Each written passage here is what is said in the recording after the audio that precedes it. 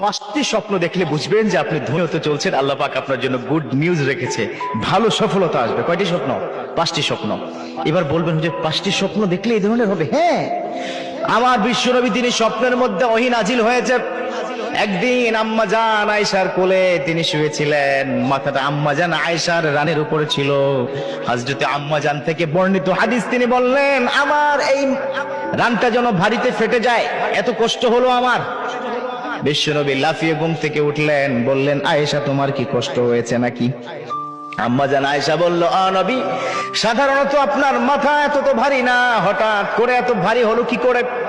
বিষ্ণু বললেন, একটু আগে জিবরিল আমিন স্বপ্ন যোগে আমাকে কোরআনের আয়াত নাজিল করে গেছে। সুবহানাল্লাহ, স্বপ্ন যোগে আমাকে মেসেজ দিয়েছে আল্লাহর পক্ষ থেকে। তাহলে স্বপ্নেও কিন্তু কোরআনের আয়াত নাজিল হয়। এজন্যই তো বিশ্বনবী তিনি বলেছেন, মুমিনের স্বপ্ন হলো 46 ভাগের 1 ভাগ নবুয়তের। কোন মুমিন যদি নেককার স্বপ্ন দেখে, ভালো স্বপ্ন দেখে, সে যেন শুকরিয়া জ্ঞাপন করে। কারণ আল্লাহ পাক বলেছেন, লা ইন শাকারতুম লা আযীদান্নাকুম, if you gratitude to me I will increase you lot. তোমার সম্মান, তোমার সম্পদ সবকিছু আমি বৃদ্ধি করে দিব। তোমাকে একটা কাজ দিলাম, তুমি যখন আমার নিয়ামত উপভোগ করবা, সাথে তুমি শুকরিয়া জ্ঞাপন করো। অতএব ভালো স্বপ্ন দেখলে শুকরিয়া করব কার কাছে? আল্লাহর কাছে, তাই না? তাহলে 5টি স্বপ্ন। কয়টি স্বপ্ন? 5টি স্বপ্ন। এবার আসুন এই 5টি স্বপ্ন আমরা খুব মনোযোগ দিয়ে শুনি। 1 নম্বর, যখন আপনি ঘুমাবেন, ঘুমানোর সময় আপনি উজু করে ঘুমাবেন, ডান কাত হয়ে ঘুমাবেন। উজু করে ডান কাত হয়ে ঘুমানোর পর রাত্রিকালীন সময় আপনি যদি স্বপ্ন দেখেন যে আপনি কন্যা সন্তানের বাবা হয়েছেন, মনে রাখবেন অচিরেই আল্লাহ আপনার জন্য গুড নিউজ দিবে, ভালো সংবাদ, ভালো সম্পদ আসবে আপনার ঘরে। কন্যা সন্তান মানে ভাগ্য। এজন্যই তো বিশ্বনবী তিনি বলেছেন, কন্যা সন্তান যদি কারো ঘরে হয়, সেই ঘরে আল্লাহর রহমত আসে।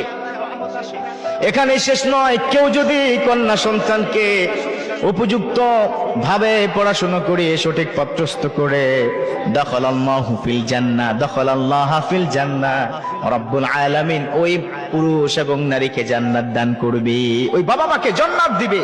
তাহলে কন্যা সন্তান যদি স্বপ্ন দেখেন, মানে সফলতা আপনার ইনশাআল্লাহ চলে আসতেছে।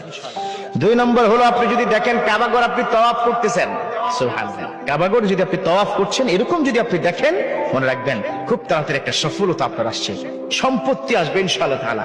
কারণ কাবাঘরে যেতে 6-7 লাখ টাকা লাগে। এটা যেহেতু স্বপ্ন আপনি দেখেই ফেলেছেন, পবিত্র আপনি একটা স্বপ্ন দেখেছেন, ভালো নিউজ আছে আপনার জন্য। 3 নম্বর হলো, আপনি যদি দেখেন নামাজের ইমামতি করছেন, নামাজের ইমামতি করা কি চারটিখানি কথা? অনেক যোগ্যতা কি লাগে না? তার মানে আপনাকে আল্লাহ পাক যোগ্য বানিয়ে আপনাকে আল্লাহ পাক অ্যাপ্রিশিয়েট করছে। You will be the leader the next time in the society.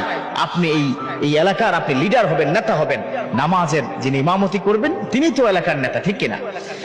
4 নম্বর হলো, আপনি যদি স্বপ্নে দেখেন কোরআন তেলাওয়াত করতেছেন, তাহলে মনে রাখবেন রব্বুল আলামিন অচিরেই আপনাকে সুন্দর নিউজ দিবে, ভালো একটা সংবাদ পাবেন, সফল হবেন আপনি।